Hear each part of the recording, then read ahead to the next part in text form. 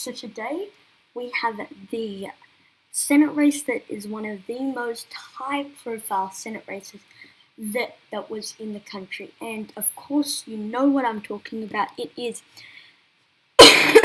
in fact, the Texas Senate race between Ted Cruz, the incumbent Republican, and Beto O'Rourke, the Democratic challenger. Now, if we go ahead and look at my final Senate prediction for this state, I had it in the tilt Republican column, and I may have been a bit too generous to Beto O'Rourke in retrospect, but in reality, I had it in less than 2%, and the final results were in fact more than 2%. I believe approximately 2.3%, if I'm not mistaken. Now, yeah, 2.6% according to Real Clear Politics. Now, so today, what we're going to be doing, we're going to analyze the race by looking at the previous results in 2012, 2006, going back, and also look at the presidential results in between those. So those two will give us insight on where the state possibly could be going towards a more blue direction, if you will. We're also, so that's the first part of the video. Second part of the video, we're going to be taking a look at the polls, how accurate they were, and just if the polls overall were an accurate indication of where the race is going. And we're going to wrap it up by comparing my prediction to the final one. And then I'm finally going to just say something at the very end of the video that I know that many people are disappointed in this outcome, and I can understand why. They really wanted O'Rourke to pull off the upset and to shake the political establishment, but I think he already has done it with this 2.6% margin in Texas against Ted Cruz, the Republican incumbent, as a Democratic challenger. The enthusiasm definitely on Beto's side, and he had a real shot, but he just came up a little bit short in taking down Ted Cruz there. Yeah, so now, first part of the video, we're going to be taking a look at the prior elections and how they compared to this one. So, Ted Cruz, he got 50.9% of the vote. If we compare it to previous Republicans, he definitely underperformed. Even people like Donald Trump, who got 52.2% of the vote, people like Mitt Romney with 57% of the vote, 55% of the vote for John McCain, 61% for George W. Bush, 59% for George W. Bush. In fact, I believe this is the lowest margin that, compared to the presidential results, that a Republican has had since 1996. Let me just check with the Senate results. So a 16-point margin when Ted Cruz was first elected. An even bigger margin with another Republican, and then it just keeps going back and back. Compared, the last time a Republican got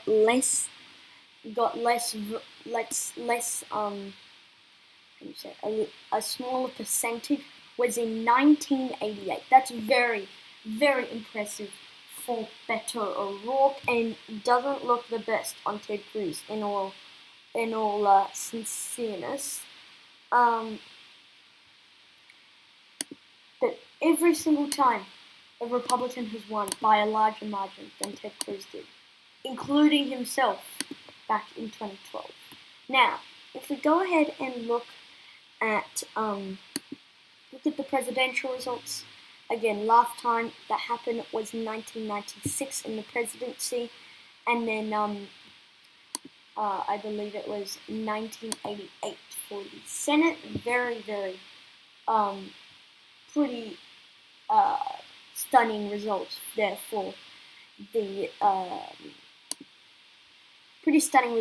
O'Rourke, who just came up a little bit short in taking down Cruz. Now, if we go ahead and look now at the county map and we'll compare it to 2012. So let me just bring this in. There we go. Excuse me, my bad. I know what we can do. Sorry, I'm just trying to fix this up for you all. We can go back here and then do it from here. There. And then this one. Okay, so it's not the same size. Sorry about that. I was just fixing that for you. This is the 2012 counting map.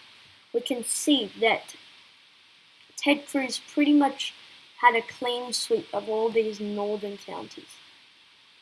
He also had a clean sweep in the northern counties this time. So what's different? Well, look at how blue this south area of Texas is. Look at how blue it is. Compared to last time, still about the same amount of blue. But where Beto O'Rourke really ran it up was in Houston, Dallas, and Houston and Dallas. And he ran up the score really hard on Ted Cruz. It was very impressive, the margins that he was racking up in places like Dallas County. And the Democrat here just didn't have that same amount, and that's what made it close. Enthusiasm in the cities was what made it close. In addition, if we go ahead and look, there are a few counties where Cruz received 90 to 100% of the vote, and that's very impressive on his side. This is mostly in rural Texas. Beto O'Rourke traveled to every single county. So I actually am kind of surprised that some of these went like 95% for Ted Cruz when the candidate who was like coming, there's only like 200 people who live in many of these. I'm actually kind of surprised he ran up big margins, which is kind of impressive for Ted Cruz, but still, a Democrat coming within 3% of closing in a victory in Texas is very, very impressive. Now, we've done taking a look at the prior elections. Now we're going to take a look at the polling data in this race, and it hasn't been the best. I mean, if we look at the polls, I would say that some of these polls were more accurate than others. The very first poll taken, the very first one, did show that about the margin of victory for Beto O'Rourke, the very first poll, right?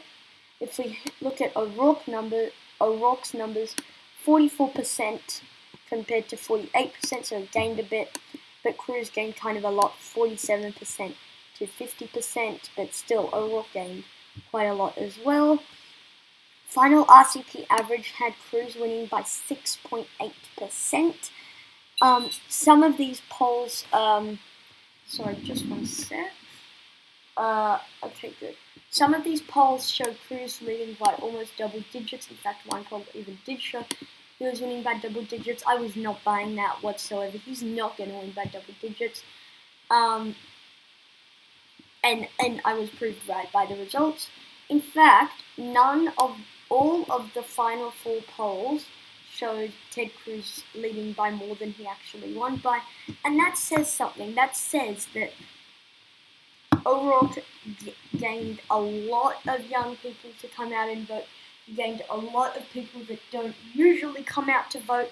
In these groups, young people are the main ones.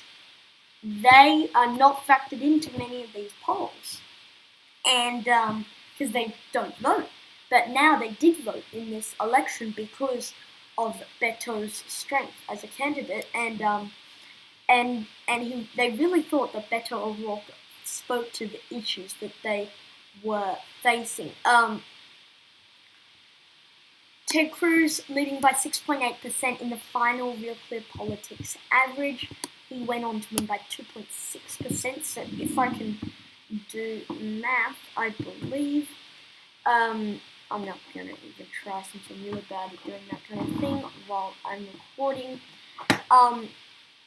But yeah, definitely something to note. I believe he underperformed by 4 or 5.